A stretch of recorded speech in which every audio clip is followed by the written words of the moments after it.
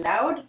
Okay, so this is the fourth week of our basics class, and today we're going to be working on combining a lot of different things that we've been doing over the past weeks into this dandelion idea that I have. So what I want to start off with is, hopefully you have your dandelion drawing done. The drawing that I give you, that contour drawing, is really a means for you to just get an idea of a composition. It is not to paint within the lines, but just to have an idea of where we're going to be going and where things might be placed. I will be, I'm going to start, yeah, I hear somebody kind of pounding away. So again, just check your mutes, please, and make sure that everybody is muted, because somebody isn't. We're hearing that. Everybody hears that. I think it was you, Lena. I'm sorry, I just muted you. I'm not being rude. Lauren, hopefully you could hear me now, because it seemed like everybody else was able to. Mary Fraser, I'm going to mute you. I didn't hear you, but I'm going to mute you. Just get used to, I am perfectly okay with everybody coming on and unmuting yourself if you have any questions. So yeah, so what I'm going to do is I'm going to switch my view. Hold on, I didn't mean to do that. Let me switch my view to my workspace here. And of course, this is just a little painting that I worked on the other night, my girlfriend's daughter's wedding, and those are the little flower girls, and that is her birthday gift. So what I wanted to do first, guys, was if you could take your watercolor of your dandelion drawing out first. And what I want to do is one thing right off the bat, and that is that I want to add on the, you know, when the dandelions send off those white fluffy things, I want to put a little bit of masking on those. Nothing else really, but just there. So if you could get your masking fluid out and some little gizmo, whether you have your toothpicks or, you know, an old brush or whatever you want. What I'm going to do is, I can't find my toothpicks. Why can't I find my toothpicks? I really swear I try to keep so organized. Okay, here's my little toothpicks. And so we're going to add some little similants, and it's not going to be exact or precise by any stretch of the imagination. I'm going to move in a little closer here because I can. And straighten that out. So sorry, it's a little crooked. And I'm just going to take my drawing, and this was our contour drawing. So up here in this upper right corner, and maybe I'll do another one down here, is those little white fluffy seed things. And we are not going to put this down in any real fashion. It's going to be just a way to save some little of those fuzzy whites and those little seed things going on. And I want you to mask this because it's going to take a little time for this to dry, right? And so that's why I'm thinking I'm going to do probably 2 little white fluffy things, maybe 2 yellow dandelion flowers. I like the dandelions because the leaves are so interesting on them. So when you put your masking down, I think this is going to be one of the least times that I'm going to be overly concerned with how you're putting it down, because these little marks are just these fluffy seed things that kind of come out in a dandelion. I'm not sure at what point they do that, or does he, maybe Barbara, you know, Barbara Gariel, or somebody else who's doing horticulture would know, like, does this white little seed thing come from a dandelion flower, or the flower? Yeah, the flower. The flower turns to that? Yeah, the reason for a flower is to produce seeds. So it actually, that's its job. It's to die itself, but release all the seeds. And that's why when you blow it, then you get more dandelions. Yeah, all over my lawn. I go at them like crazy, but they are beautiful little things. But they're flowers, so, you know, so what? Well, yeah, I know. They just mess up my garden a little bit too much more than I'd like them to. So I'm going to put another little one down here so you can see. Can you guys see how I'm doing that? I'm just sort of giving it a kind of a circular part, some blobs going on some edges.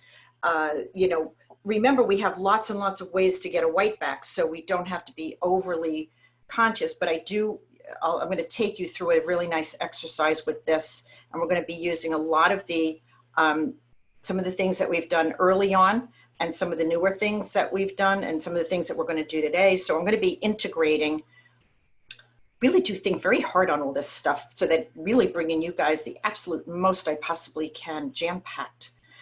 And hopefully this is the first time I'm painting these dandelions. So I am not one of those teachers that has it all down pat.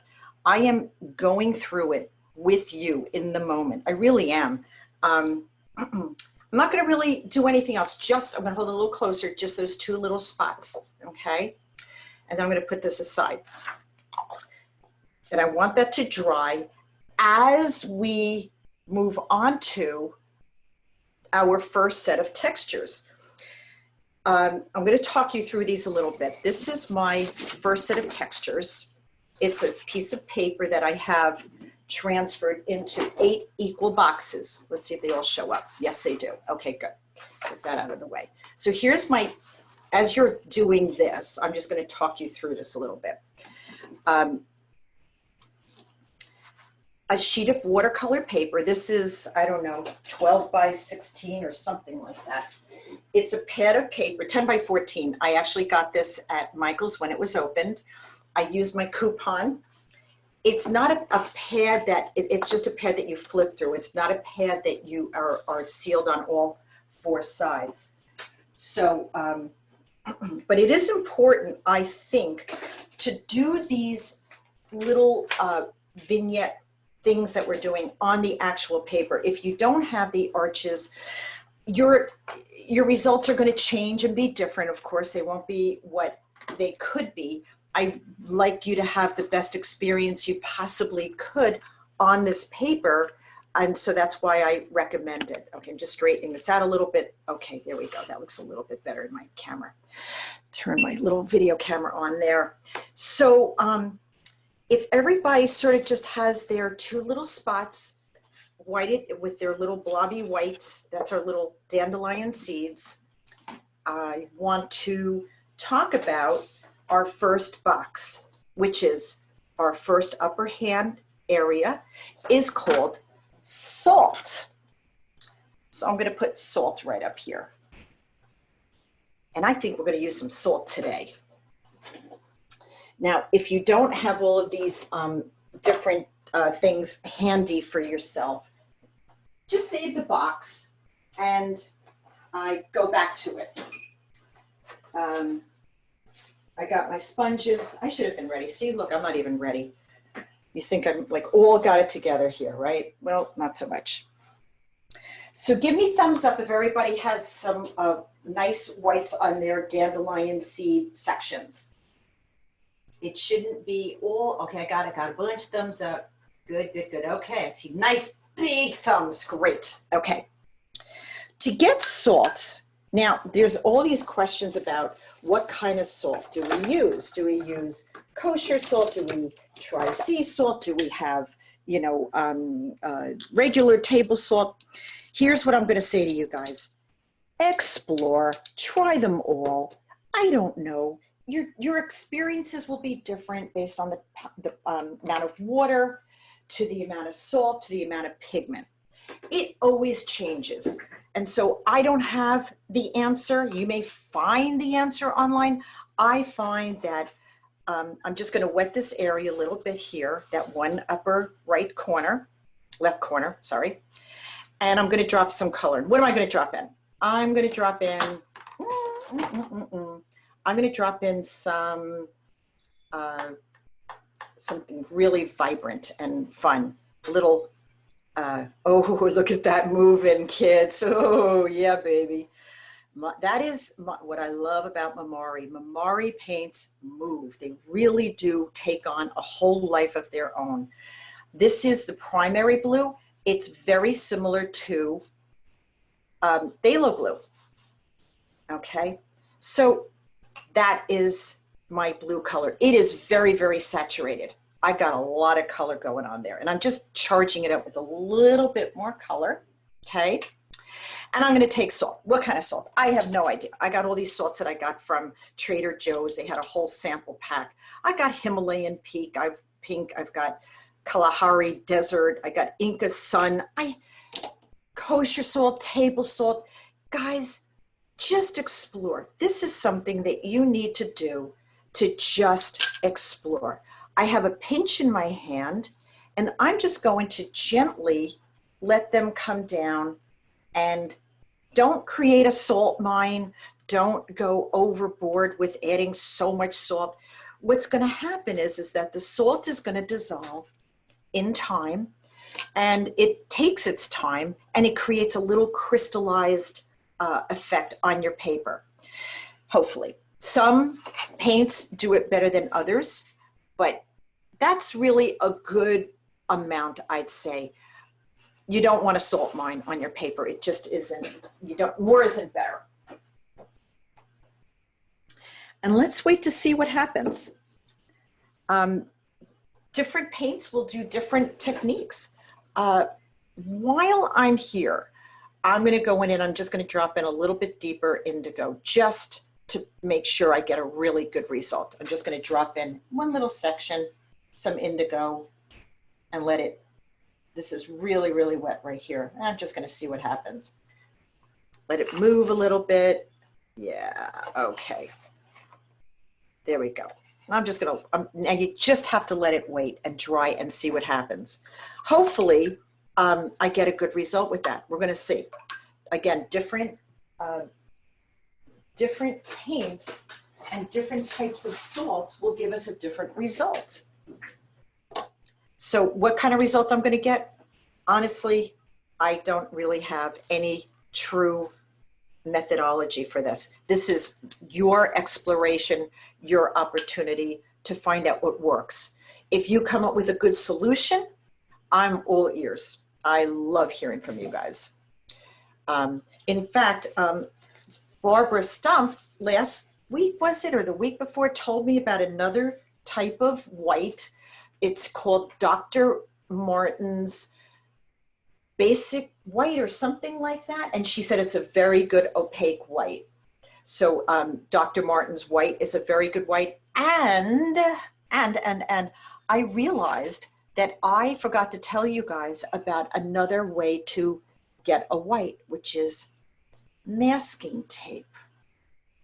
This is white artist masking tape. I have since added it to my list of from week 3 that this is yet another way. It's a little on the edgy side. So I don't often find myself using this, but yet it is another way to go in and find and hold on to whites. Okay, so I am going to let this be on its own and see what happens. Again, I have no idea. I really, truly don't have any idea. I've had very good results with salt and I've had mediocre results with salt. Let's see what happens with my phthalo blue. A little bit of indigo. Try other colors. You know, you might have a completely different result, and you will with different colors, different brand manufacturers. That will all make a difference. So, and it doesn't require a lot of fussing. So if I could get thumbs up, I want to go to 2, which is sponging. I have all different sizes and shapes. These are natural sponges. Look, I have all of these beautiful sponges. Look. And they all kind of have a different type of edge to them. And look how many I have, because I always have them for the class, but I can't hand them to you. But what I'm looking for is some kind of really cool little texture to an edge. So this one looks kind of cool to me. It looks like I've used this one a lot. I'm going to put that one aside and put these away in my little sponge case there. So they're always together. If I lose the case, I lose them all. And what I'm going to do is I'm going to now take this sponge. I'm going to dip it in my water. So it's just a little bit of water just to kind of moisten the edge.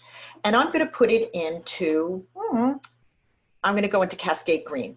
So guys, what I'm doing is I'm simply going right into my palette, right into my well, and I'm coming over and I'm going to stamp this. Now, here's what I don't want you to do is stamp, stamp, stamp. So you're getting the same pattern. What I want you to think about is twisting and turning it, maybe smudging some of them, so that you get an interesting, be on the tip of it, so you get an interesting sort of effect. With that said, you can also take your brush and you could say, oh, I just want to move some of these shapes together a little bit. I don't want it to look so, you know, stampy. You could go back in and you could drop a little bit more into a wet area. Now I'm really getting some contrast, some shapes, some interesting movement because I used Cascade. I'm getting some turquoise happening, yum-ola. And this is a nice way to maybe do a close-up tree or some, you know, getting that kind of texture. I will say this, that these types of things, you need to do them in a tasteful manner. And I mean that with the utmost of love. Because too much of any one thing, good thing, is, you know, unless you're eating chocolate croissants, which I'm sorry, is just, I can't get enough of them. You know, too much of anything is not good. Chocolate croissants are a whole other thing, in my opinion. I want to talk about scraping. So again, these, I want to review these with you. I want you to take the video and try them again and get a better and better result with them. But this is a review for you to have these in your repertoire of things to do. I'll bring that a little closer for you to see some of you squinting. Let's say we want to try another texture, which is called scraping. Scraping is a very interesting way to go about it. And we did a little bit of this. This is a scraper tool I got at a workshop. It's got a pointed edge on one side and a flat edge on the other. But we could use old credit cards as well. We did a little scraping and moving with a twig. There is no right or wrong here. It's just a matter of practice. So let's go into our third box if everybody is good. And if I'm going too fast, just come out of mute and tell me. But again, these are just really a review for you guys to try this on your own. So let's say I have an area, maybe I have rocks. And that would be a fun one, like rocks and mountains and, you know, things like that. That could be another fun workshop. So I want you to think about different workshops that you might want to have. Let's go in and add some violet. And I'm going to add a little bit of, maybe a little bit of Quin Gold.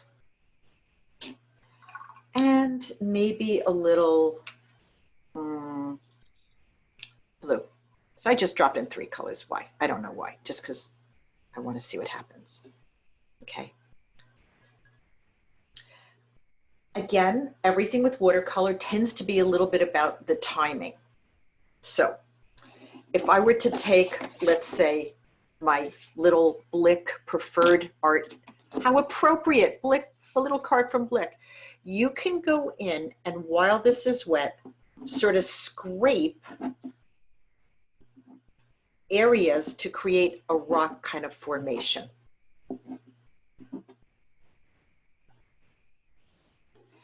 The wetter it is, the more it's going to want to fill in to the area that is dry. So you might have to go in and do it a little harder, maybe a little. You will affect the paper, no question about it. If you wait till it's a little drier or damp, you're going to get a different result.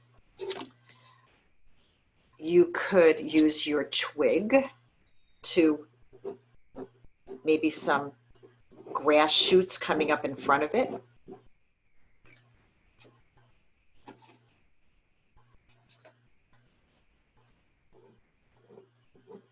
And this is something clearly that requires some understanding of timing, colors, practice. Amazing. I don't know who said it, but I agree. I think it's fabulous. You can, you know, go in and then, you know, add a little bit of color to enhance the scrapes that you have. This is not, none of these techniques are particularly exclusive that there it is and it's done. I'm just going to go back to my salt for a second, and you could see some crystals beginning to happen in the top part. Now where I added more color and it's still really wet, it really isn't, it's much softer. But in the drier areas, hello, hopefully you're getting some of this effect.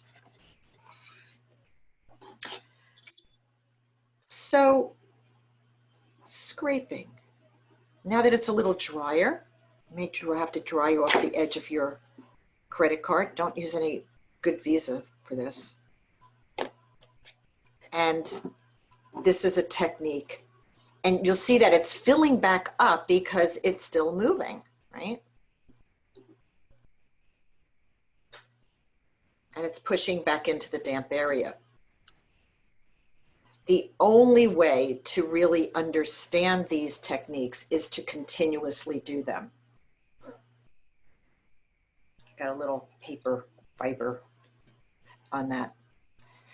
So we've got salt, we have sponge, we have scraping.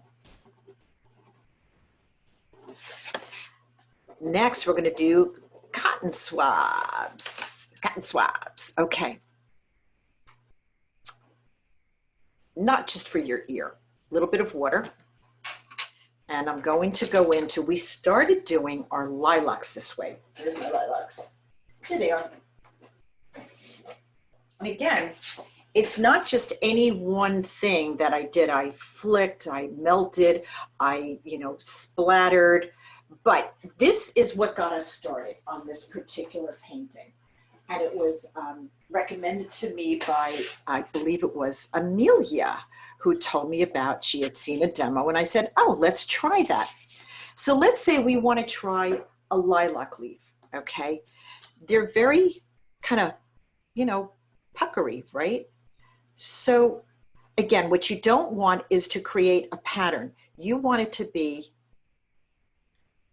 heavier on the bottom, which is very typical of the shape of a cone, more color on the bottom and less as it comes to the top or the tip. Excuse me, Jan. Yeah. Now, do we wet the swab first or do we use it into wet paint? No, I did wet it a little bit, and my paint does have a little, my paints are probably pretty dry. So, you know, but the tip of this will wet your paint. The swab is the water source as opposed to the paint being wet. Okay. Yeah, your paint does not have to be wet, but if your cotton swab is, you're going to be able to get paint on the cotton swab. Okay, thank you. You're welcome. You can feather out some of these. It doesn't have to be also, you know, stuck within there. So I'm just using my little number 10 brush and I'm just sort of completing it a little bit, you know, making it soft and beautiful. You could go back in again with your cotton swab, try a different, deeper violet, and maybe drop some more in. This is very wet into wet right now. So now this is wet and my cotton swab is wet and I have lots of good color on it. So I went from a warmish violet to a coolish one, and just letting it sort of flow. Again, you don't want to create a dot, dot, dot, dot, dot pattern. This is not what you want to see. You want to see a very beautiful, creative, fun exploration of what this swab will do. It will help you hold on to maybe some whites. You know, that's kind of nice. But you don't want to see too much repetition, exact repetition. That's not what you want to see here. Cotton swab. I'm gonna take a drink of water. I'm gonna let you guys catch up, and then we're gonna go to Scumble Brush.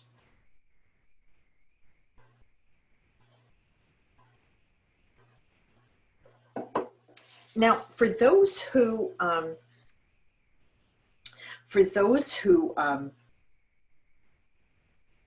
have seen my video on my sexy Scumble brush, and for those who haven't, for those of you who have, you know that I take any old sable brush that looks like a hot mess, and I have a system that I sort of created this irregular kind of shape to it.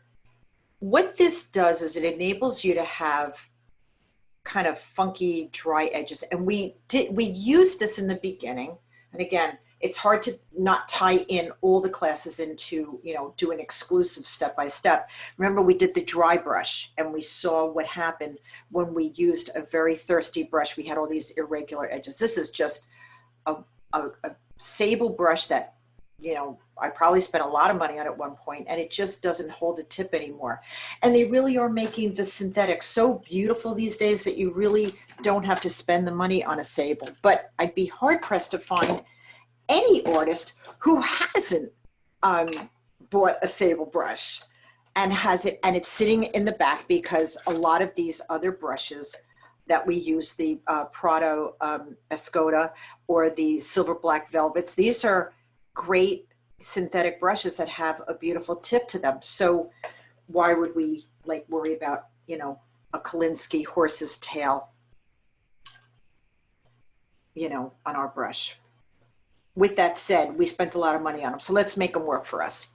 I'm going into my palette and I'm getting some undersea green, because I find that I use a lot of scumbling when I'm doing that kind of thing. Now, here's our thirsty brush. See that? That's the side of this brush. That's not scumbling. That is, you know, what I would call, what Keiko Tanabe called thirsty brush, dry brush. But being on this, scumbling is a way in which to get an irregular pattern, sort of like what we did with our sponge and our cotton swab, and get a shape of a tree, maybe, you know, maybe it's an evergreen.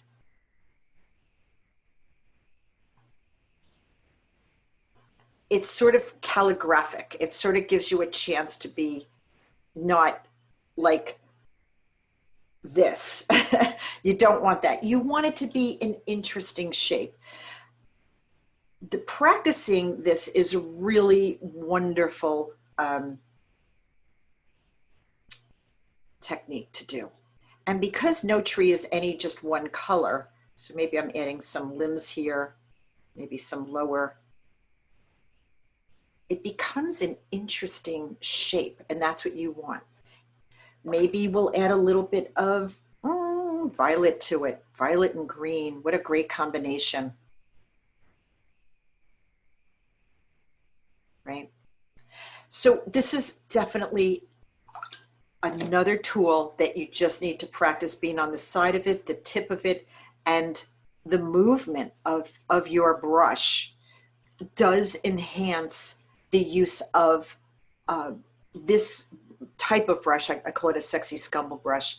Actually, I wanted to call it a badass brush, but my husband didn't like that too much, so I changed it to sexy scumble brush. We were coming up with names in one of the classes one time.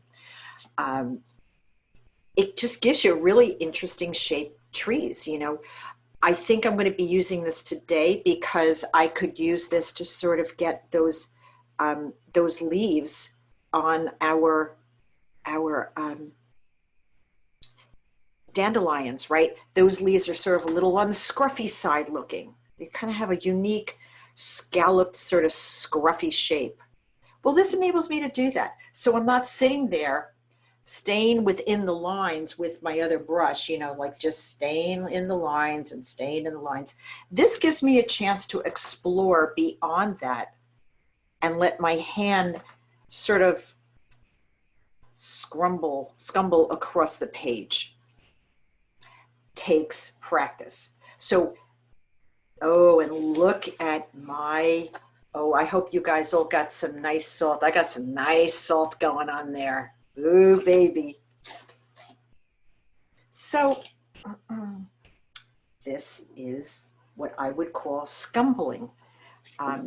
What you don't want it to be is any sort of a regular pattern. So like, let's say you took your round brush, you might say, oh, scumble, you know, you could do it, but you have to make sure your hand doesn't form a pattern. And for some reason, us as artists, we want to create these patterns, even though they truly don't exist. Or if they did, they're certainly not as interesting as what you could do as an artist yourself. And my goal is that you find the combination of techniques, corrections, brush marks, and textures that to help you get through a painting. That is my goal, one of them. So this is Scumble. And if you are unfamiliar with my Scumble brush, my sexy brush shaping video is on my website. It's on YouTube. Yeah, Jan, you gave the brush a haircut. I did. Would it work with a regular brush, a synthetic one, or mixed? You could try it. Like I said, I just happen to have had some old brushes that I just wasn't using. So think of using it, trying it on a brush that you don't use as much as your other ones or don't like as much or whatever. Just try it on a brush you don't use terribly much, or you've put aside because you've replaced it with better brushes and you just like what they do better. And I took like a little tiny scissor, even smaller than this, a nice sharp little, like almost cuticle type brush. And I gave it a haircut, and I show you exactly how I did it on my video. And let me know if you have any questions about that. Yeah, I saw the video. I just. Oh, you did? Yeah. Did you try it? Well, I didn't have a brush, the type of brush that you were talking about. So, Jan, like I said, if you have a brush that you haven't used in a while and you don't like as much, try it on that brush. Okay, that's what I'll do. Yeah. Jan, Yeah. for what it's worth, Cheap Joe's has a brush. I think it's called Lizard Lick, and it does. It's what you've described, and it's already pre-cut.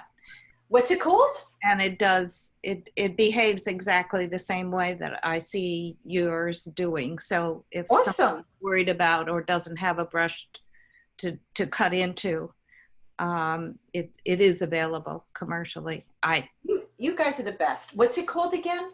I believe it's called Lizard Lick. Lizard Lick. Lick. Oh, lick. Lick, like a lizard tongue. Lizard Lick. And so you can look that up and see if maybe that solves the problem for somebody. I'm going to Thank you. That. I'll check that out. Yeah. Okay, thank you for that. It's lizards apostrophe S. Yes, they do have it. Okay, you guys are great.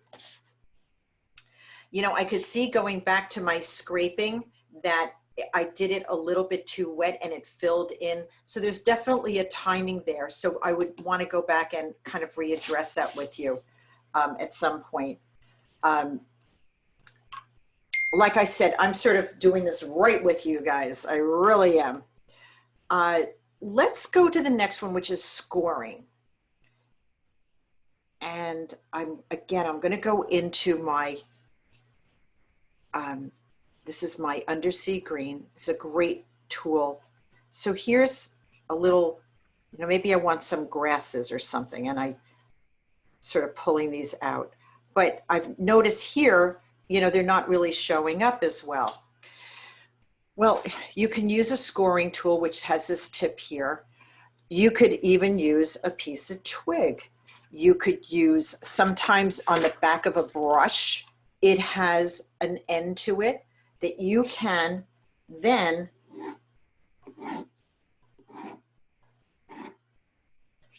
now it is going to affect your paper because I am scoring the paper, so to speak, to Now the paint, you'll notice it's getting dark and light. It's dark because the paint is going into that area, and it's light because I'm pushing it away. So this is definitely a timing thing as well. It's a little finer. This is my twig. Found all these beautiful twigs. But what a beautiful way to do tall grass.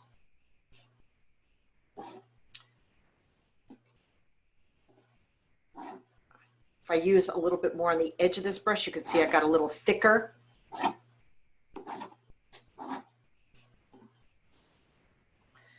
That's how you achieve scoring.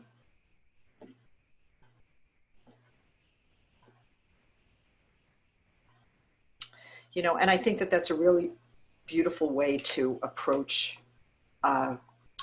grass rather than just always painting it. And, you know, you could go back in and add some more, you know, this is still wet. Like I could go back in and drop some more darks in. Now, as I'm adding some more darks, they're going to go into these crevices of the paper.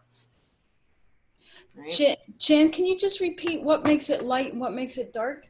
So when you score it, two things are going to happen. One, you're going to push the paint away. The paint will come back in depending on how wet it is. So if it's seeping back in, it's going to now go into that crevice you created, and it will become dark.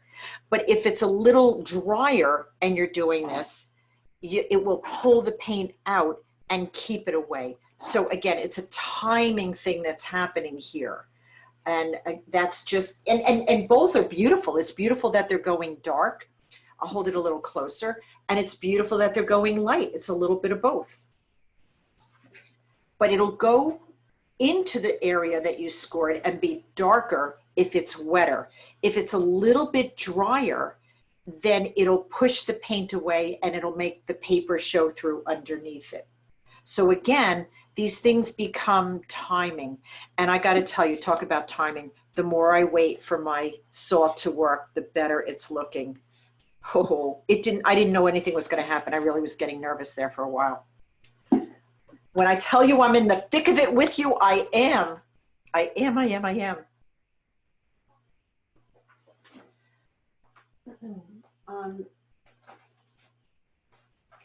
So, how's everybody doing? You know me, I like to move right along.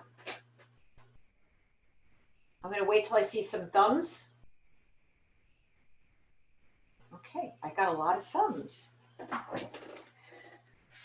I want to talk about stamping with you. And the reason why is because, where is my list of things? I want to show you a painting that I worked on that I achieved a great amount of the architectural pieces by stamping. So what do I mean by that? Okay. By the way, I showed this last week. This was done by saving whites, salt, scraping. There's a lot of scraping that I did in here. Salt, I did like white chalk. I did like everything in there in this area. And it, you know, it's not too much of any one thing, but, and this color, by the way, was almost exclusively, I think it was Moon Glow. Just beautiful, that broke into the blues and violets. So why stamping? If you have it, I'm going to show you my little envelope full of all my little sizes of, these are just old pieces of paper that are all different widths. Most are 300, some are 140, but most of them are my heavy 300. And it makes it a lot easier to work with that. So I'm just going to pull a few different sizes out here. What's this good for? I love using this for architecture. And the reason why is because most people will complain and see, look, I just keep them in this little envelope right here, all set and ready to go. All you have to do is take any little piece of paper and just cut a portion of it, whatever size you want. And when I'm doing a painting such as this, I will look for the width that will fit in my drawing. So, or cut it to size, right? I'm going to take my piece of paper. I'm going to dip it in a little bit of water. I don't want it too wet. And if it doesn't fit in your palette, what I do is I paint the edge of it. What am I going to paint it in? I don't know. I'm going to paint it in blue. Why? Because this is cobalt, just because I can. Now I can use this to create a window and a little bit of architecture very easily. Hello, window, a little bit of molding. Maybe a nice, maybe I go to a bigger piece and I get like maybe even an arch. I've done this with arched windows, you know, head on maybe. It's very, very effective. Let's say I have an arched window. Oh, look, an arched window. Hello, there we are. Right? Maybe it's a doorway with some molding.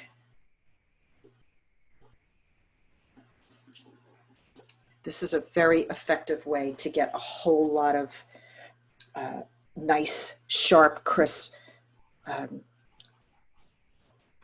marks. And you could go in and you could charge it up with a little bit more color if it gets a little light. If you wanted to go a little bit smaller and maybe get some other little pieces of, if it's small enough and it fits right in your palette, you know, maybe I want to have, you know, some little molding breaks. If you can't manage to have a to paint a straight line, you don't have to. All of these windows were done with this way, whether they were straight windows with little window panes. I have two colors on there. Excuse me, Jan. Yeah. What are you using for that? I got called away and I missed. Oh, these are little pieces of paper. These are just little pieces of 300-pound that I've cut apart and all different widths. And I'm just using a little piece of paper. I prefer 300 because it just gives me a chance to have a little bit more oomph to it. The 140 gets a little limp on me. But look how quickly I could do like nice little saving whites. And guess what? There's no masking. There's nothing going on here. Maybe it's a little, you know, screen door that has, you know, hello. Go to my bigger one. So I just keep all these different sizes readily available for me at all times. And I can, and like I said, if the edge is too big to fit into your palette, what you want to do is just paint the edges of it. And then you could just go in and stamp it.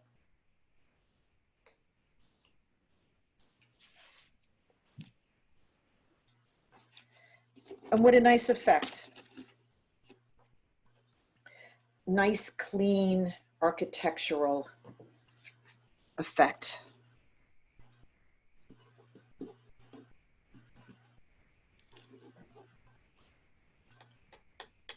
Right.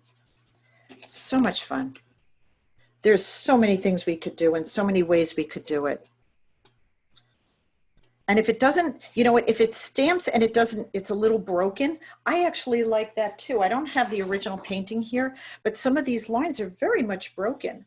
And that's cool. You know, some of these moldings that are going across, they're broken lines. These windows are not even. Well, they're a little further away. You know, look how I did the arch there. And all the molding and windows were done with this technique. So much easier, so much faster, and so much more interesting than trying to paint and draw every little window. And I have seen certain teachers do windows just with a little flick, you know, just a little flick, and that kind of says window. That's a style and approach, and there's certainly nothing wrong with it. I personally don't think that would have worked in this particular area because the windows on this building were so much a part of the painting. So, you know, you want to think about the story behind the painting. Well, it's the day, it's the weather, it's that storm, it's the snow, but it also is this particular spot in Northport, you know, with the light of the day hitting this white building, the snow piling up on the lamppost and the clock tower and on the awnings. You know, there's a story here.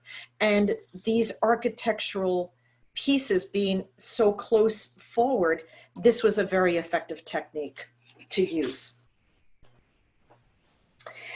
And hopefully you have a little piece of saran wrap. And did we do this saran wrap? I think I did it in one of the classes. I don't think we did it here. So I have a piece of saran wrap. Is everybody good to go on?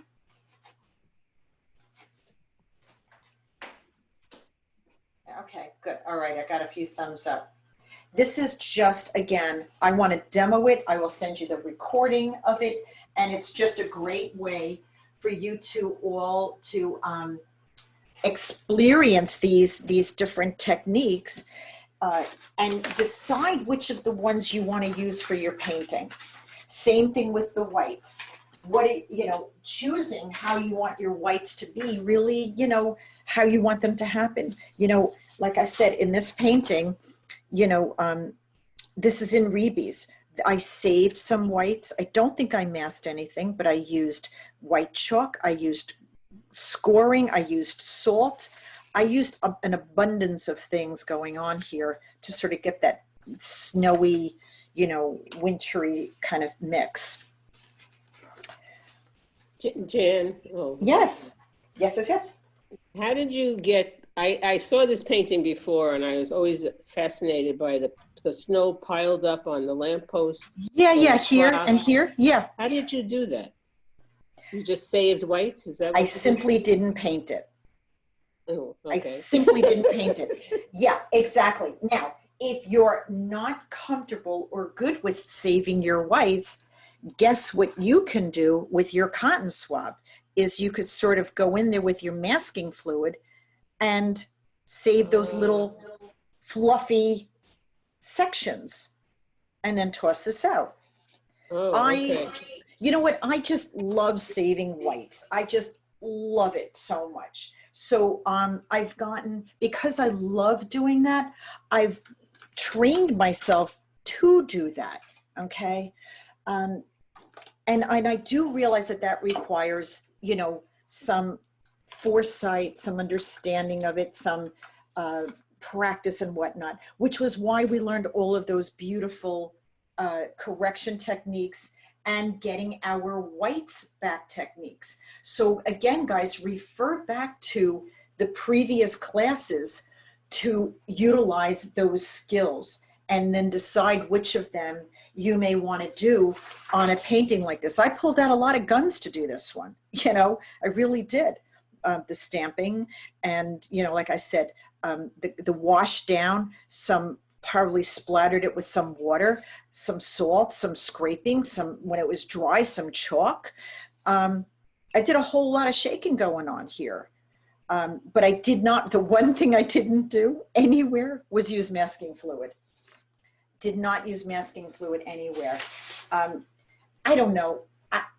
I'm just love saving whites. That's a personal preference for me, that I just love saving and thinking about the saving of the whites.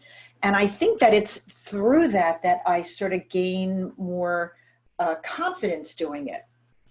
Okay. So thank you for the question and the comment. Let's go into saran wrap. I'm going to use my Verzino Violet. If you don't have Verzino Violet, don't worry about it. Use a little crimson red. I'm going to use a little crimson red in here also.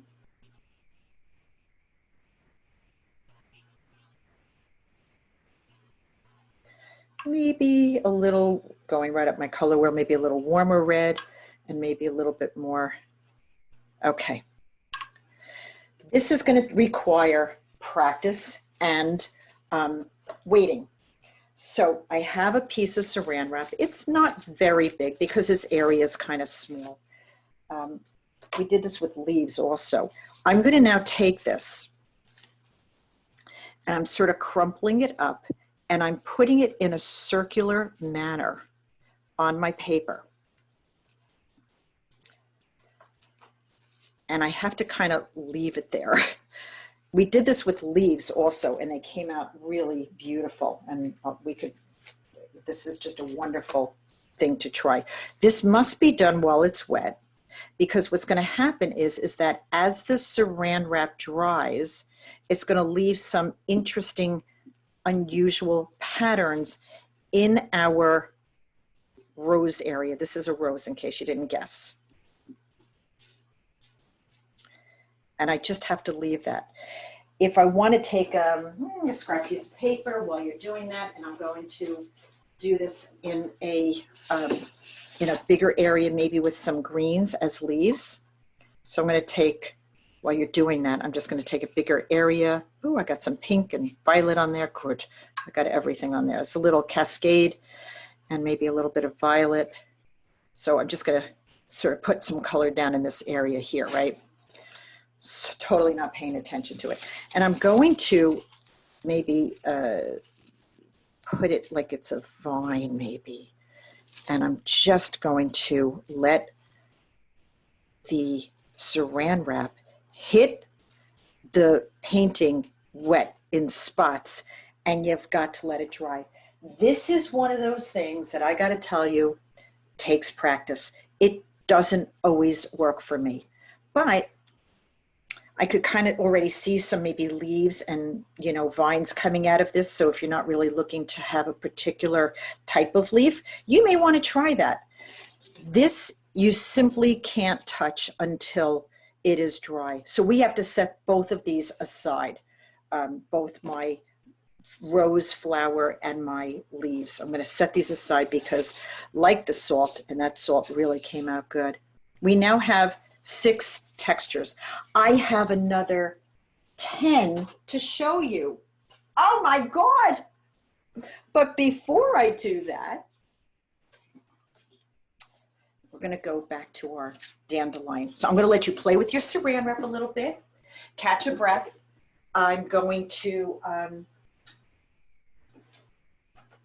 just let you do maybe the one of the leaves and maybe the one of the rose, and then just set it aside. It's not something you could peek under. It's nothing that you could look at to see what's happening while it's drying. You simply need to set them aside as I am doing. Mine are totally on the side, and there's nothing I could do except possibly screw it up.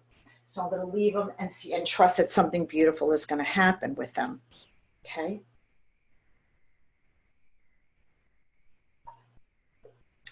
I'm just going to play a little bit of music, and I'm going to let you guys sort of catch up a little bit, and then we're going to go into going back on her painting a little bit.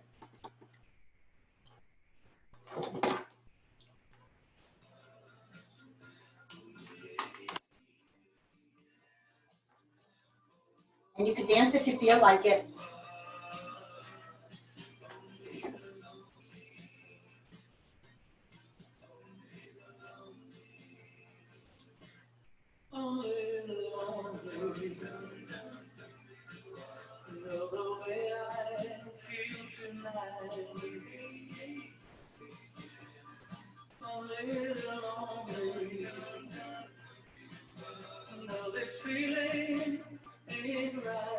And if anybody has any questions, go right ahead on our 8 different textures.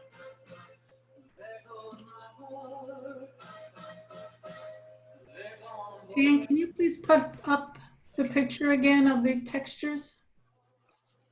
I sure can. Thank you. Jan, Yeah. playing with the stamping, I took out something that I learned in another class at some point, an old comb, just standard comb, Yeah. and you use that by painting through the tines or whatever the heck you call it for like a beach fence or something. But now that I'm playing with the edge of the paper, it's much more irregular. If you do the other one, you have to kind of Recording. And we just finished 8 different techniques of our different textures: salt, sponge, scraping. My scraping was not as successful as I would have liked. It's probably a timing thing. Cotton swabs, scumble brushes, scoring with, sometimes you get these brushes with these tips, these different lucite backs on the other side, stamping with paper and saran wrap. That's still wet, so we're going to hold off on that. What I want to do is go back to one of the first things that we did in the very first class, which was a wash. And I like the idea of putting a wash on this. Now that we've masked these white areas, I want to go ahead and put a nice wash in my background. And I am not painting anything in particular. I am not, maybe at least some whites, maybe some holidays going on. This is just water. And I'm going to drop my colors in. I am going to drop in, I'm going to drop in definitely undersea in one corner, and I'm going to let it kind of come down and go right into my painting. Not going to worry about where it's going. This is one of those just wonderful opportunities to let the watercolor seep into your painting and do beautiful things. Maybe we do a little splatter. Nice soft splatter, beautiful. Maybe we add some of our yellow, a little Quin gold into there. And I don't want you painting. I just want you exploring a beautiful sort of explosion of color that is going to carry the background of this painting. A little more splatter, a little more color coming on. I'm working very, very wet right now, guys. And even make sure you go into your little areas that you masked. Oh, I'm just having some fun.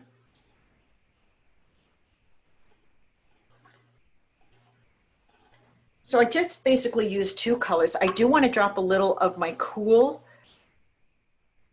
green in, maybe a little bit of, yeah, okay. I like that. I'm really just splattering this on, and I'm really letting it just flow and move on. And I want it to be really loose and really washed, just real soft painting. We're going to go back and work on this. And I want you to get some salt. And I would like for you to find little spots that maybe, here's my thinking, is that the dandelions with their seeds are sending them off into your painting, okay? So we are now using one of our whites, which is masking fluid, right? One of the techniques of wet into wet, and a little salt, which is a texture. So I think about these things at night, guys. I just want you to know that. This is yet another way in which we can integrate our different things that we're learning and practicing and trying here, okay? So these little seeds are now flying away. And what's the, I wish I had it. I don't think that I do. There's a song by the Stones, Dandelions Will Make You Cry or something like that.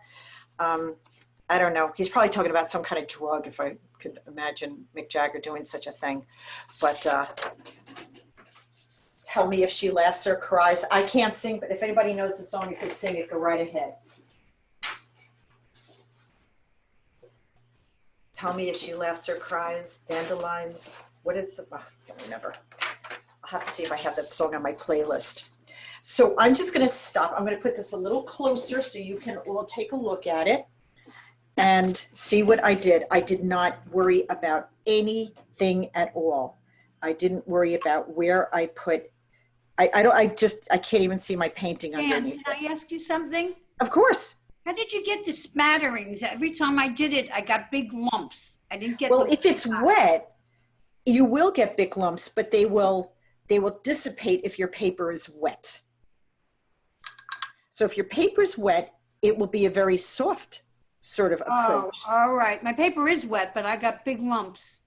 Well, then again, remember what we said about gravity, letting gravity move things around for you? Let the gravity sort of take things away for you and let it integrate that a little bit. So that will help that.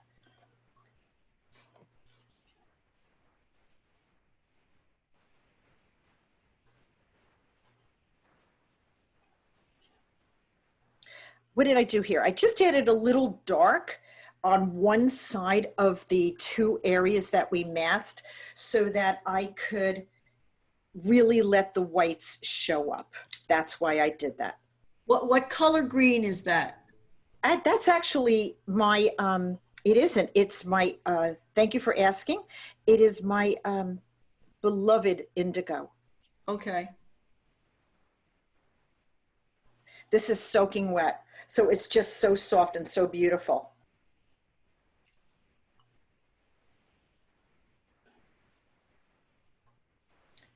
I'm going to pause the recording for a second.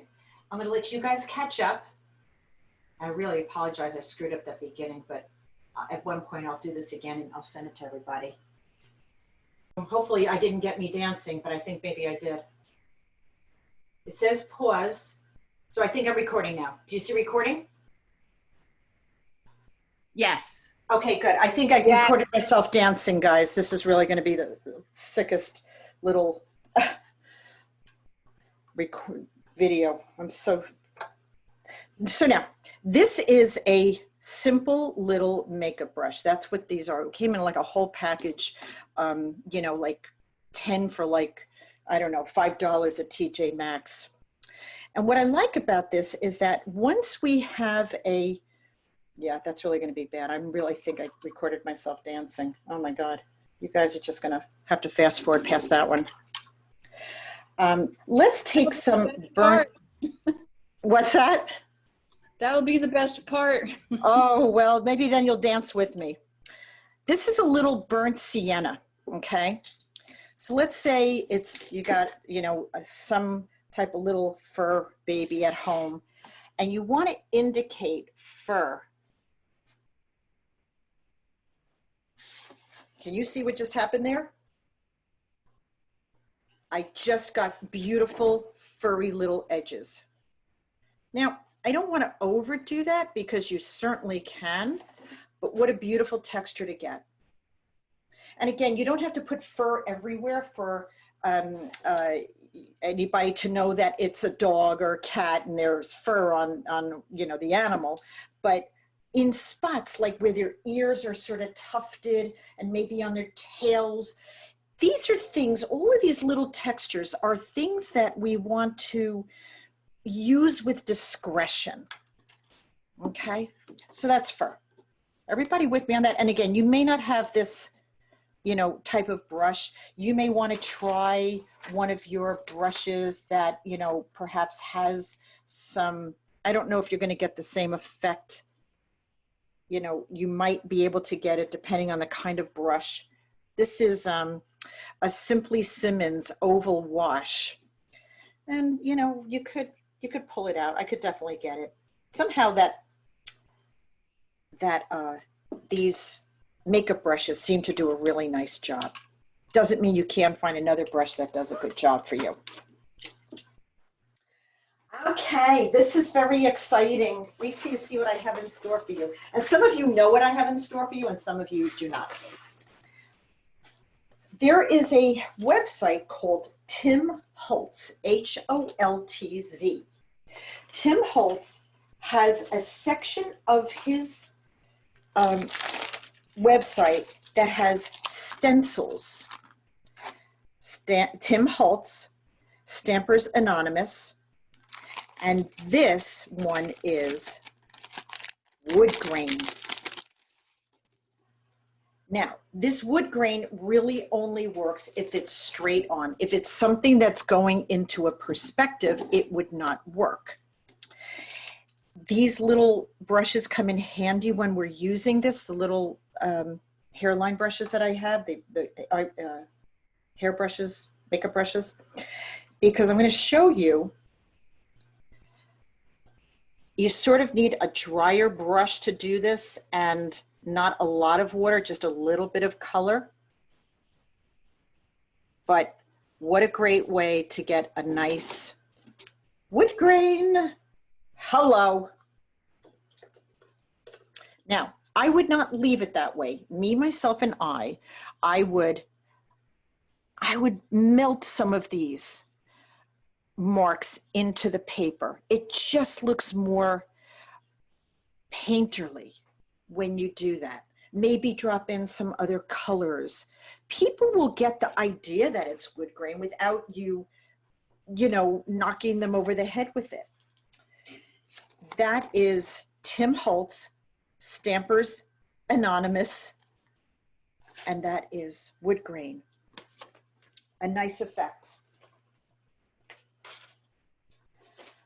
Another one of my favorites, and he has it though. I found these online. I found these beautiful old plastic doilies online, and again, you could go a little crazy with overusing them. So I encourage you to use them with taste and tastefully. But I have to say that,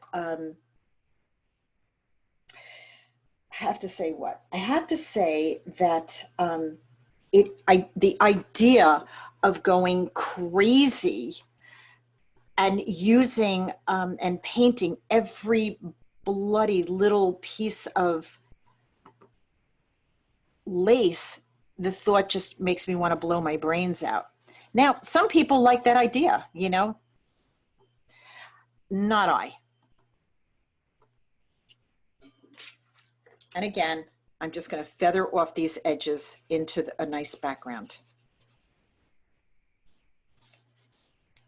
Maybe melt some of these marks just to make it look like I painted that. Look at that. Give it up. So these were doilies, plastic doilies that I found on eBay, and I just cut them into pieces. You know, I just don't need the whole doily. I cut them into quarters and halves and whatnot. And, you know, some work better than others, but basically it is a nice way to add texture. And I've seen some of you add this in really tasteful ways.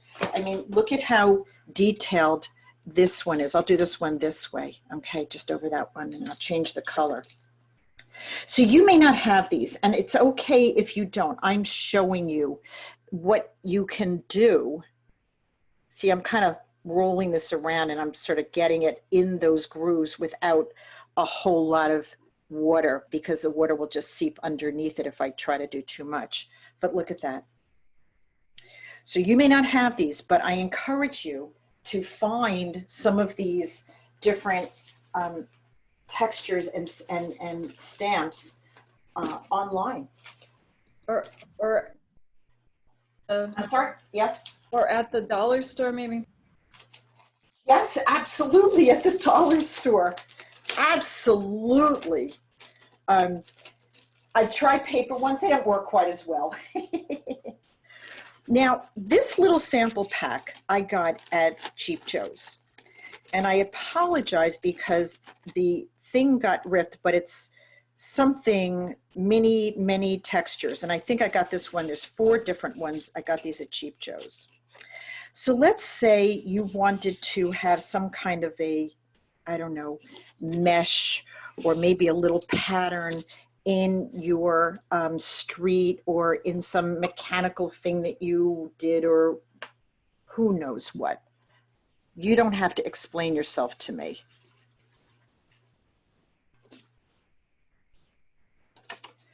Or there's even this blotchy one.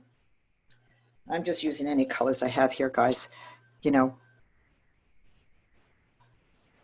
Oh, with that makeup brush. Yeah, I'm using the makeup brush because it's short and stubby.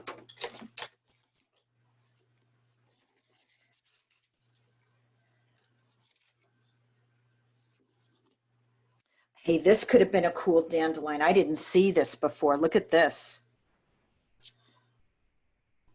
I had too much water on that one. You see how when I had too much water, it gets a little bloppy.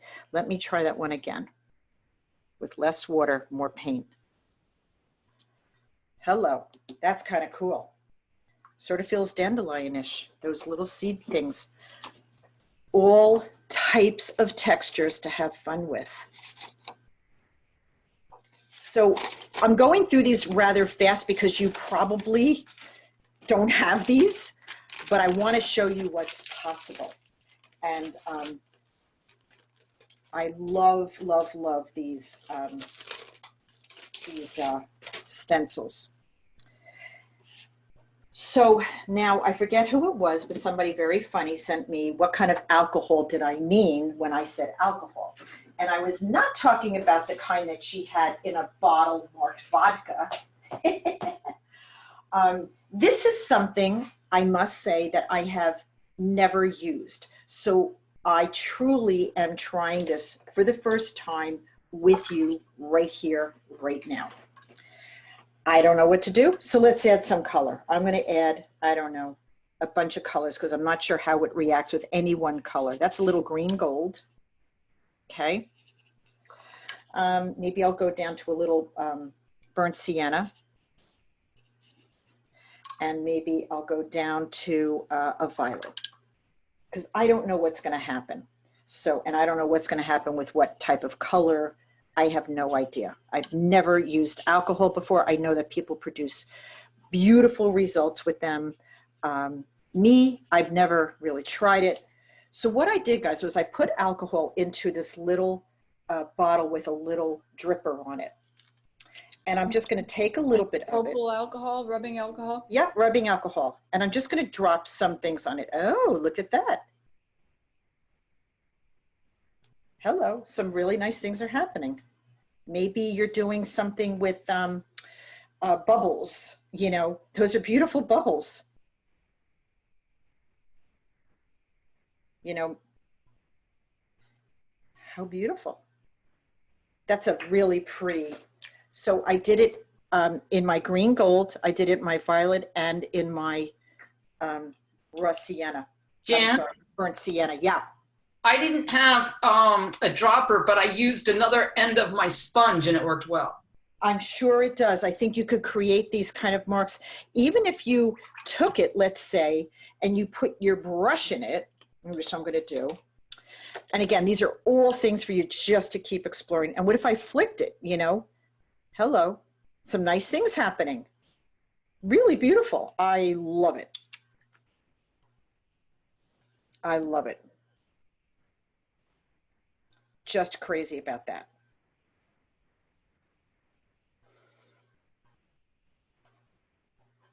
Have fun.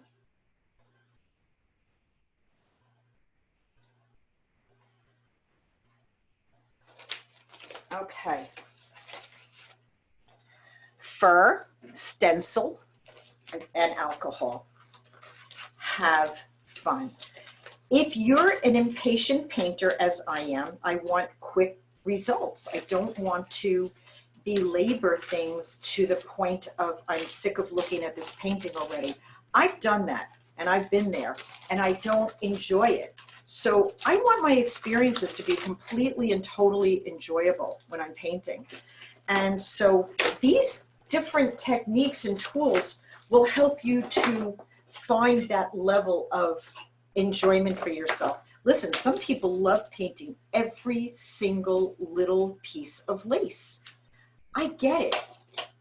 I understand. I don't want to do it, but some people really enjoy that methodical sort of precision painting. You know, for me, and I go to the watercolor show, well, not this year, but when I do go, there's always that one painting that got in that is absolutely pure perfection. You would not even know it's a painting. And you know, it's high realism. I get it. Not what I want to do, not why I want to paint, and not the way I want to paint it. So these are things that we get to choose and decide, right?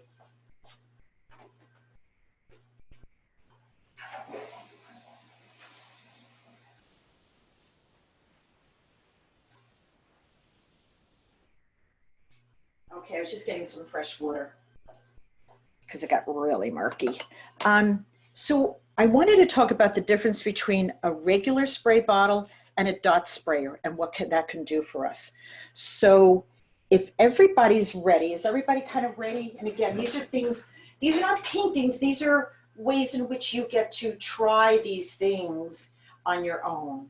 And I'm here to explore it with you, okay? We talked about a dot sprayer last week. I'm going to show you the difference between the two. This is just a regular spray bottle, and what it means is that it comes out in a very even spray. Now, what I'm going to do is I'm probably going to block off a couple of areas that I don't necessarily want the water to hit. So I'm just going to use, this will kind of help us too to isolate the area. So I don't want to necessarily go into different areas. So let's go here, and I'll go here. So that's my area that I'm going to use my spray bottle on. I have seen people fill these with like color and spray. You know, not my thing. I've seen it done. I'm not crazy for it. You may love it. Try it. Not, you know, to me, it's a lot of paint going in here, and now this bottle has just got one color. I like the idea. Let's pretend we're painting a beach scene, water, something like that. And I've got this up here, right? So that's a little cobalt blue. If I spray it with the regular sprayer, it's a very even mist. And, ooh, I got thunder going on. Ooh, rumble. You see how without my brush, it's coming down because it's a very even mist that went onto that. Okay, move that up a little bit for you guys. And this is a nice way that if you don't want your area to dry and you want it to softly move into an area and you don't want to have the backwash of, you know, maybe going in with your brush, you can always go in with a spray bottle. And if you use a little bit of gravity, it's going to, remember, it's just, I'm just charging up the top here. I'm not moving the color down. I will get a very nice, even sort of flow coming down. Okay. That's what I use a regular spray bottle for. Now, of course, we have talked about the Mama Luke spray bottle, which is what I use to go to the sink with, to lift an area. We use this as a correction technique. And the reason being is because I can adjust my nozzle to be as sharp or as loose as I want it to be.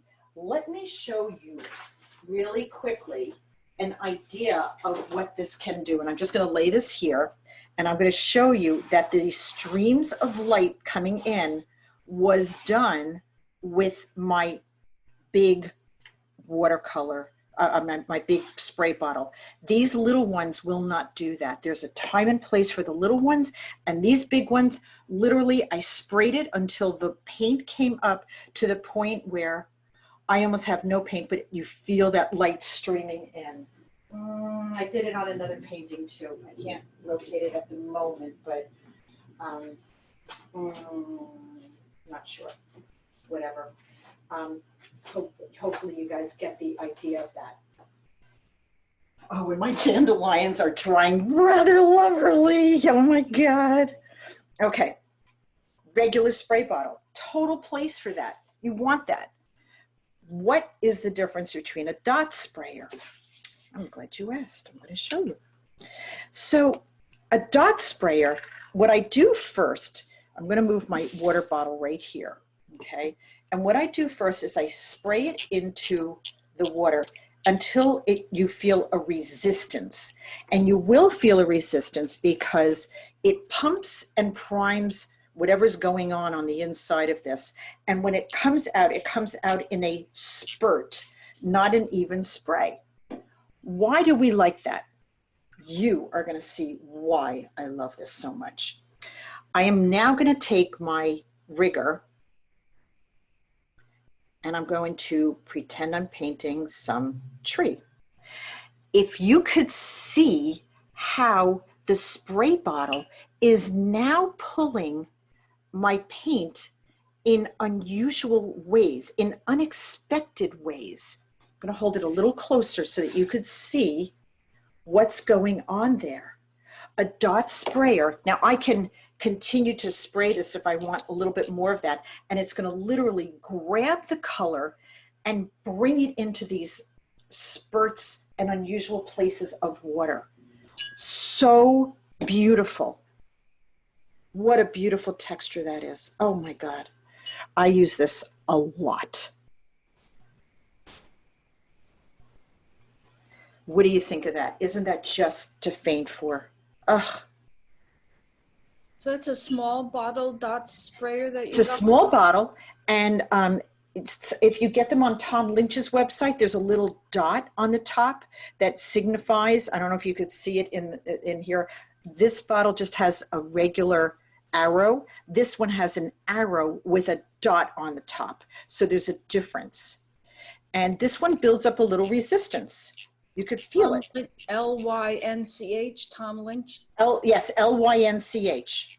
He's the one that used this technique for the dot sprayer, but what he did was he filled them and uses them to fill in areas of his painting with color. I just found that I really like this technique a whole lot more. So I didn't care for that, but that was just me. Look at that tree. I mean, like, I want to faint. I love it. Excuse me, Jen. Yes. You sprayed that and then painted on top of it? Correct. I sprayed it with the dot sprayer. I spurted it. It's like spurts. It comes out in spurts. And then I used my rigger to run through these irregular spots. And what happened was the color then gets caught up into these spots and gets taken away. Oh my God, it's so gorgeous. Love it. Love, oh my God, it's just magnificent. And I didn't do the work. It did the work for me. And I really am all about that. You know, we could paint things and make them look realistic. We could do, you know, layer after layer on top, and it will be a beautiful painting. But if you want a sort of a different approach or a different look or a different type of freeness, and what I do find is that a lot of people in my classes want that freedom. They're looking for a looser approach. They're not looking to be tighter. You know, this may be, you know, some of the answers for you. How's everybody doing? I know you all don't have all of these tools at your hands, and you know, right in front of you, but know that this is a great way to go. This is a great way, great techniques, great textures to try. I'm just crazy about that. I like that better than scumbling. I love this feeling of just these colors taking off wherever the spray bottle lets me take them off. Lets it go to. Okay. I know you're all painting. Can I go on? Because next I have a toothbrush. And I save all my old toothbrushes because some are softer than others. This is a pretty soft one. And this is just a splatter technique. And I love to splatter. Love it. Just taking, I'm going to move my palette just a little bit in view here. So I'm just going in and getting a little of my red, and I'm just a nice fine mist. You could add colors, you could, you know, use multiple colors. You could, my God, you could do anything you want to do. There's a little blue. You could just really have so much fun with that. And I love splattering. I don't know if you guys probably didn't see it. It was kind of subtle. I didn't want it to be too heavy, but on the bottom here, I sort of add a little sprinkle of like a light violet just to give it a little fairy tale feel. So it's very subtle. Sometimes I use it much harder.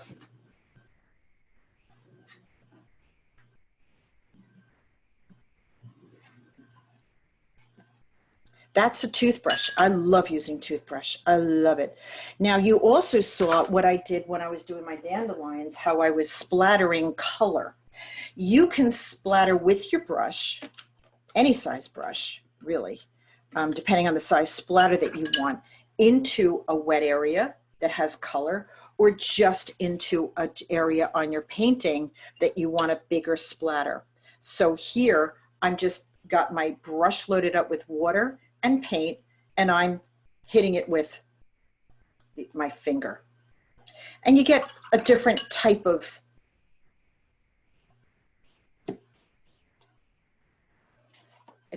splatter. Little more irregular, not as fine mist. Can you believe there's so many textures? Oh my God, there's so many textures. I love it. And of course, when you go into the stencil, there's so many more. Really, that could just go on and on and on as much as you want it to go on, which is so fun. And then I want to just keep moving because I want to get into the dandelions, and we're coming up to like almost 10 after 3. The final one is lemon juice. Now I'm going to tell you, I have never heard of, nor have I ever used lemon juice. So I'm going to do what I did up here, and I'm just going to add 3 colors. I've got a turquoise, I've got a my green, and I'm going to go to maybe my Quin Gold Deep. I don't know, just 3 colors, because I don't know what it's going to do.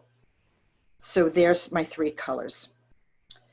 And again, I put my lemon juice in this little dot bottle, and I am going to see what it does.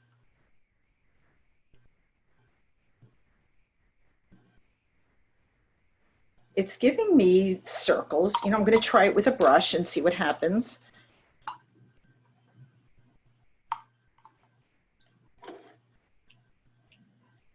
So what I see it happening is that it looks a little better, I think, when I splattered it with my brush.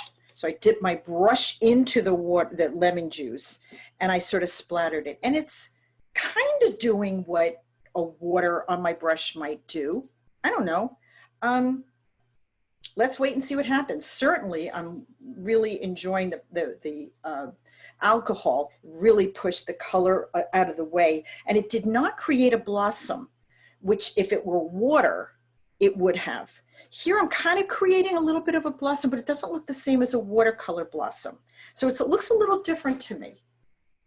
Again, these are things I want to explore a little bit more, but I wanted to do it with you because I saw it and I wanted to give it a whirl.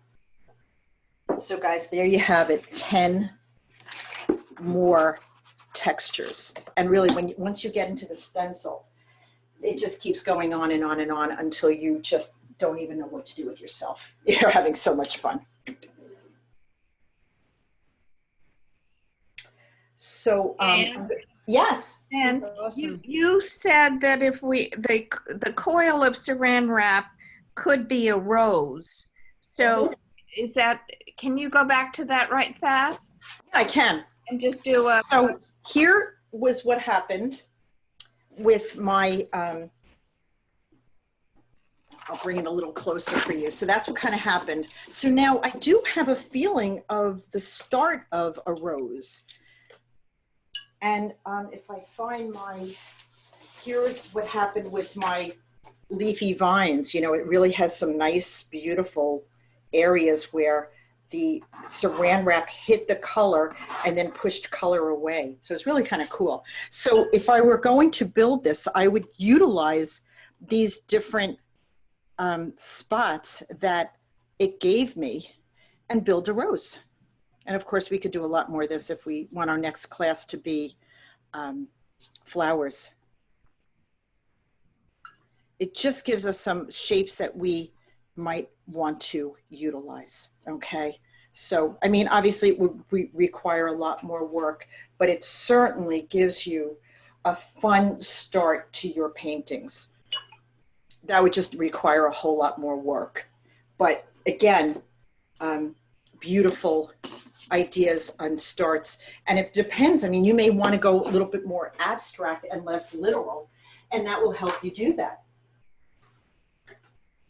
Okay, my paper is still a little damp. So what I'm going to do is I'm going to stop recording. I'm going to dry it with my dryer a little bit.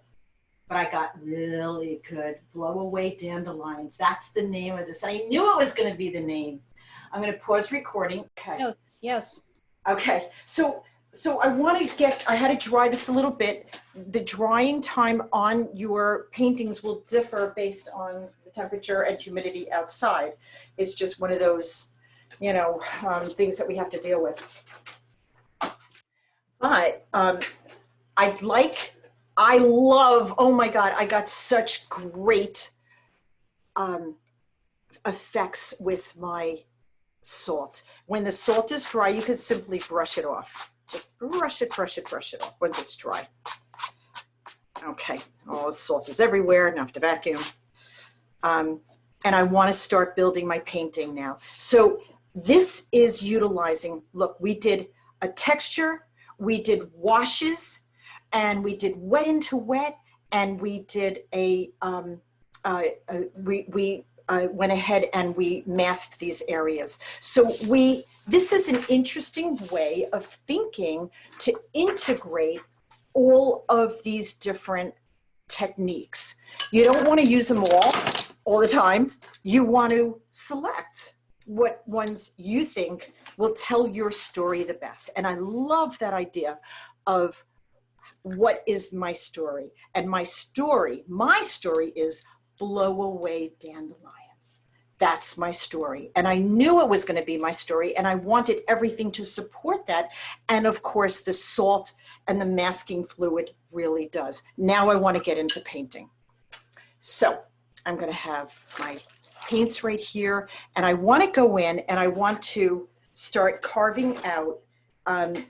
I don't see my marks very well, but I'm not really, I could see, yes, I went dark enough and I could see my leaves. Now you could also find, if you have the template drawing that I gave you, you could follow that also. And you could say, okay, well, maybe I don't see my marks as much, but I don't really need them because I kind of know where I want to go.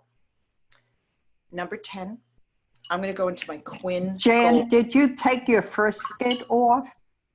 No, it's still on there. Okay. It's still on there. I just kind of brushed away my, salt. So I know that I have a couple of, it's still a little damp. I could feel it bumpy, but I'm going to go ahead and paint it anyway. So I know that I have this is my Quinn Gold, guys, my Quinn Gold, and I'm going to go, and I know that that's a good color for this because it's going to go over my background very nicely. And I'm going to paint my dandelion. How am I going to paint my dandelion? Oh, let me just fan everything out. Guess what? If we stopped right now, everybody's going to know this is a dandelion. Maybe you want to drop a little bit of Indian yellow in there. Maybe you have a little lemon yellow you want to drop in there. Let's see. Well, that lightened it up a little bit. Oh, I got rumbles going on. Anybody here on Long Island hearing all this going on? Yes, it's been raining. Yeah, it's pouring out. Well, they said we were going to get something. That's a good start. I like that. Thunderstorm in Florida. Thunderstorm in Florida too? Yeah, I don't know if you can hear it in the background rumbling. I can't, but for sure we're getting it here.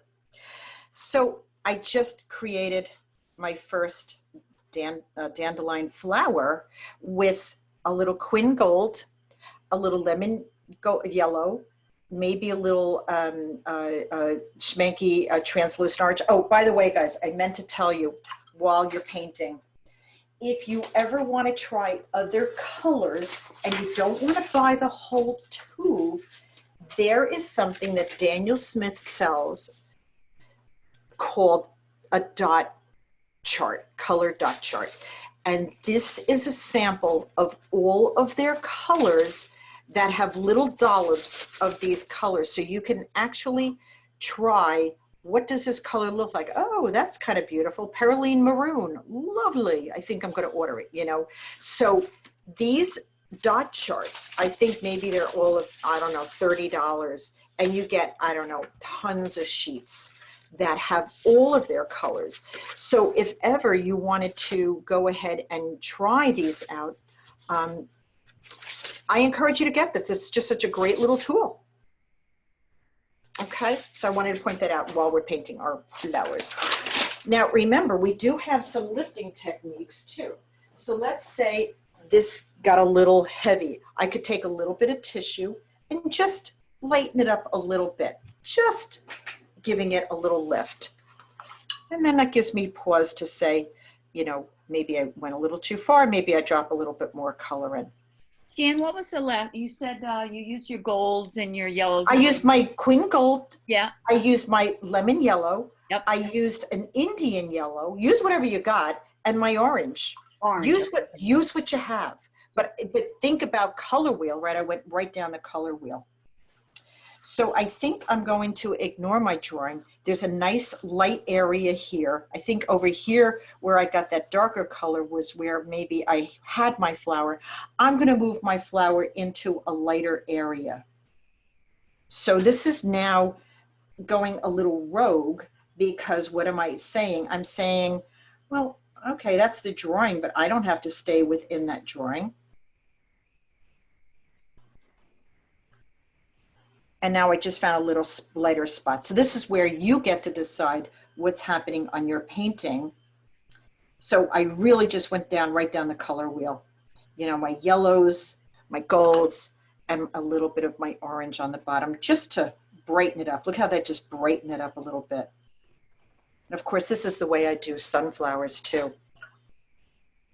And hopefully you guys are deciding what you want to start. If you want to do another 4-week workshop, I'm all ears. Yeah, I wrote in the chat what I vote for. Oh, thank you, Janine. So if you like an idea, if you have an idea of, you know, something I mentioned and you want to do it, or we'll just talk about it, you know, after class too, and we'll take a kind of a poll. So we have 2 of the ones that have gone to seed. We have these 2. You know, it's probably better to do things in 3s. So maybe I'm just going to do a little bit of a hint of one here. Maybe it's just a hint of one, and maybe another hint of one up here, because those are areas that I have a little bit of yellow in. They don't have to be the full thing, right? And right here I have another little spot. Love it. As this dries, we're going to be able to go in darker and add some more color to it. Still really pretty bumpy, but I want to go in and I want to do 2 things. One, I want to either paint a leaf, and we did a lot of leaves, so you guys should be really good at leaves right now. Let me get all these brushes out of the way. Hello, there we go. There's more brushes that way. Fling them around. You may want to use your Sexy Scumble brush if you have it. If you have a rigger, that would be nice to have also. So I'm going to take my undersea green, and you know, these leaves tend to be, how can I say, a little on the scruffier side. So your Scumble brush and that scruffy way that we were sort of painting may really fit the bill. But dandelions have very specific shape leaves. And we talked about that last week when we were painting leaves, all the different leaves that we did. And, you know, I hope you guys are finding that practicing these little vignettes are a lot less intimidating than going in and doing an entire painting. And so it might encourage you to just sit down, you know, at, you know, outside and just say, oh, I'm just going to practice a little bit. You know, let me practice those leaves. Let me practice bridging the palette. Let me practice using complementary colors, you know. it's really the way to get better. So I started with the undersea and I added a little bit of my Quinn Gold in there in that leaf. I'm just going to keep doing some other leaves. You know, there's great, I ended up with that nice stem so I could sort of expand from that, you know, that was just a white that I saved. So it just kind of happened that way. Use what happened in your wash to support what your painting is going to be. So just use my guide as just a suggestion.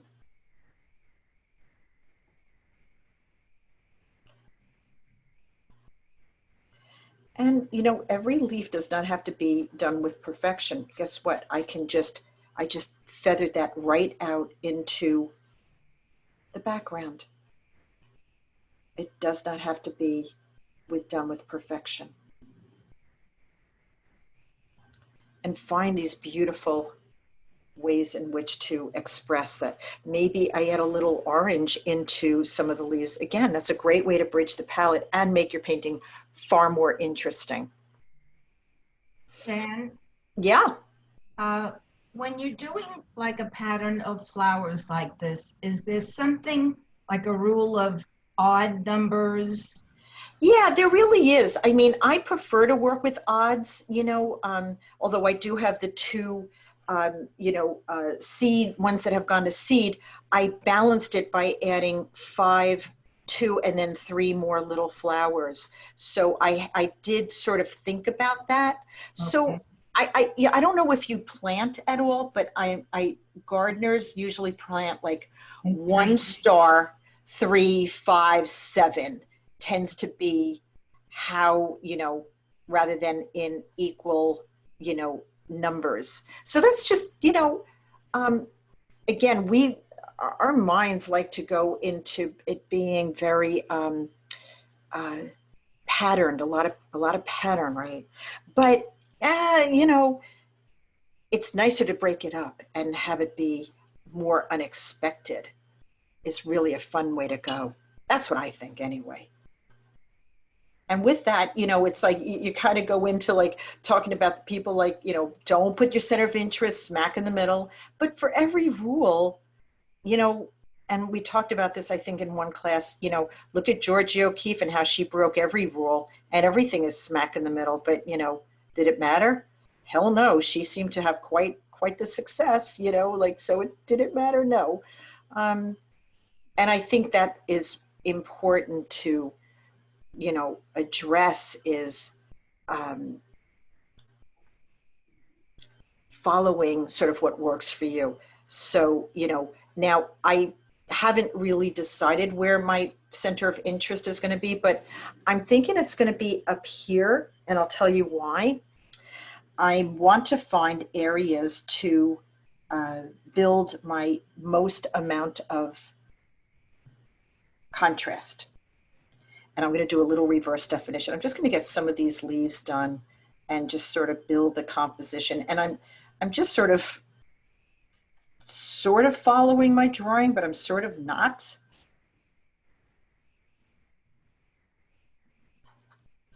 Because, and remember, like leaves will overlap, you know, leaves will, you know, go behind, you know, you don't have to, like, when we're painting it, we're thinking, oh, you know, it really shouldn't touch, you know, I don't want this touching that, but it really would in a real, you know, array of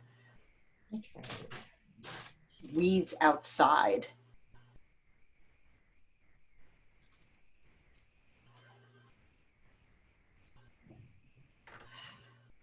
So I'm starting to think about maybe a little bit of reverse definition right here. I added a little violet and I'm letting it just flow down because I could build some stems, the suggestion of stems, and also the reverse definition of some of the petals on my flower. So see how I'm carving that out a little bit there.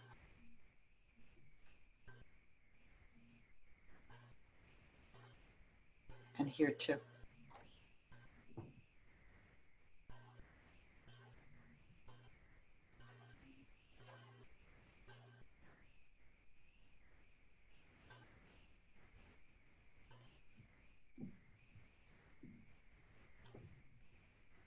And it doesn't have to go everywhere. You can feather it off into the background, right? You could just follow your little heart's content here.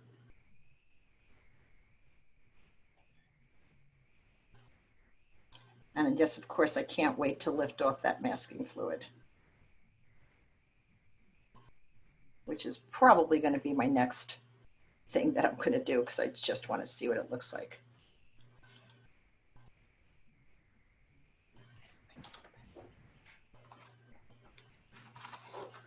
And of course, the violet works with the yellow. Why? Who's going to tell me? Don't worry, you'll pass even if you don't. Complementary colors. Yes, thank you, bless you. Yes, exactly. Complementary colors. They look wonderful next to each other and they do beautiful things, getting each other to sort of pop out. We could just go to town on this. Listen, we could be spending another 2 hours on this painting. And I encourage to, by the way. You know, we're not going to finish it here in class, but you really should explore this beautiful painting and see how far you want to go with it.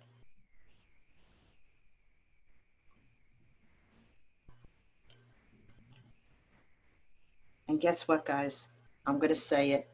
It's just a piece of paper. So if you don't like the way it came out, just do it again. Do not get upset. Don't feel you're a failure. Don't feel like I can't do this.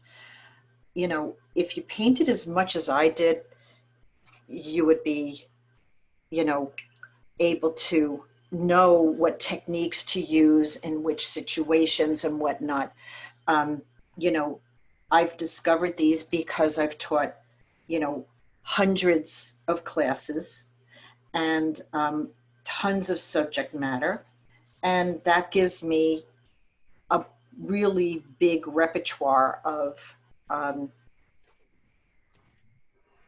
tools to pull out. And I'm still finding more of them, no question about it.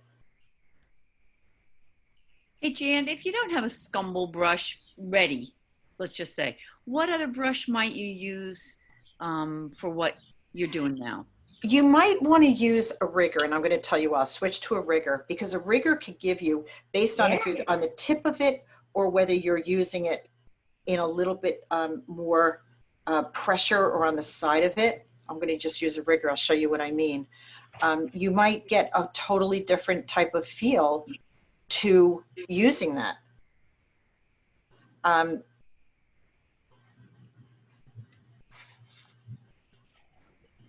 So you might want to try that. Okay, I got to do it. I just got to lift off the masking fluid. I am so excited.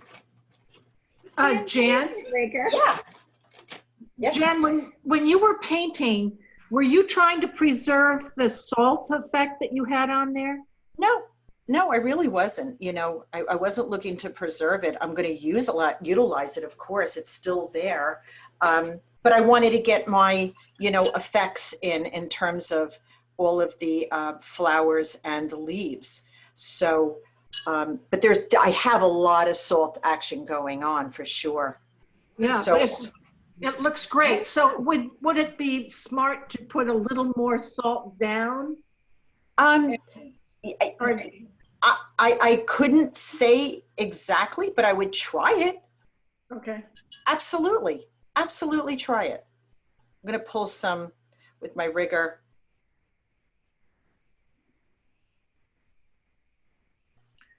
And I have another question. Is a rigger a stiff brush? No, a rigger is what they use. It's long and is pretty thin This one's thin. This is a number 1. This is a silver black velvet that I got from Cheap Joe's.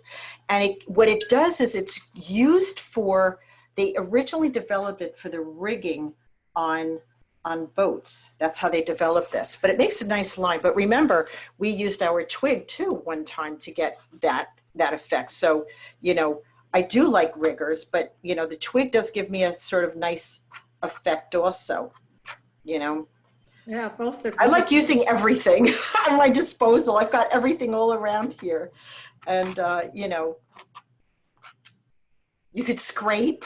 Listen, you guys have a whole repertoire of things you could use. I just have to lift my masking fluid. I just have to. I want to see what's going on. And what I want to show you is that even though I have a beautiful effect right there, that looks really, really cool. I'm going to bring it a little closer for you. I don't feel it's done. I really want to just make it melt a little bit more into the painting. So I'm going to take a little bit of color. I think I'm going to take a little bit of my indigo. And I'm just going to give it a little bit of melting, some nice darks, and melt it into the painting. Now I'm just taking a little bit of water. Again, these are all the techniques that we've been sort of working on. And you see how now it's melted. It's not just sitting like a white on top of the painting. It's melted into it. Practice, practice, practice. This is the only way, you know, that you will feel some sort of understanding of what's going on. You'll also notice I added some beautiful dragon's blood to just bring the inside of the the dandelion out a little bit. Maybe I want some striations, you know, going on.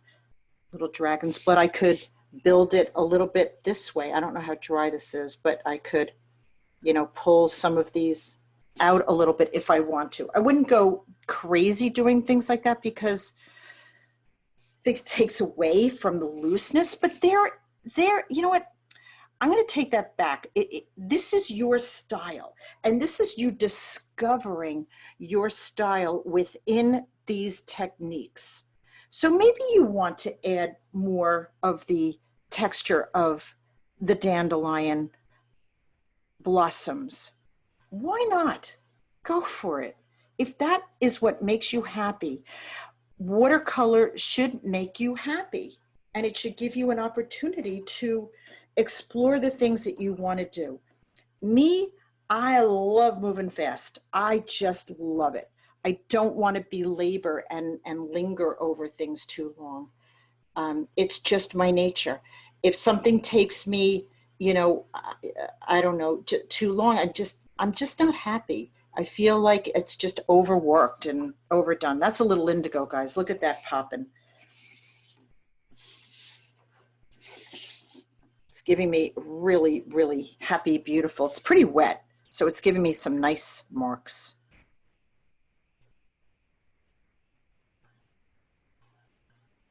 And indigo, of course, not Payne's gray and not black, gives me a really nice, gives me so many of my beautiful darks. I'm going to let you guys catch up, but I also want to hear from you about what you might want to do next week. If you want to start another 4-week course, and if you would like to, you know, and what subject matter you might be interested in. So if you guys could just, you know, one by one kind of unmute yourself and let me know what you're thinking, I am all ears. I'm for pets. Pets, okay. Several people, Jan, have written in the chat what they'd like as well. Okay, thank you. I'm not over there, but thank you for letting me know that. I like chance also. And it would be great, but is it possible to do it earlier in the day? Because we're on summertime and I want to hit the beach. How much earlier are you talking? 10? Right. Yeah, I think we have other watercolor class at 10 to 12. I like this time slot already. I like this time slot too.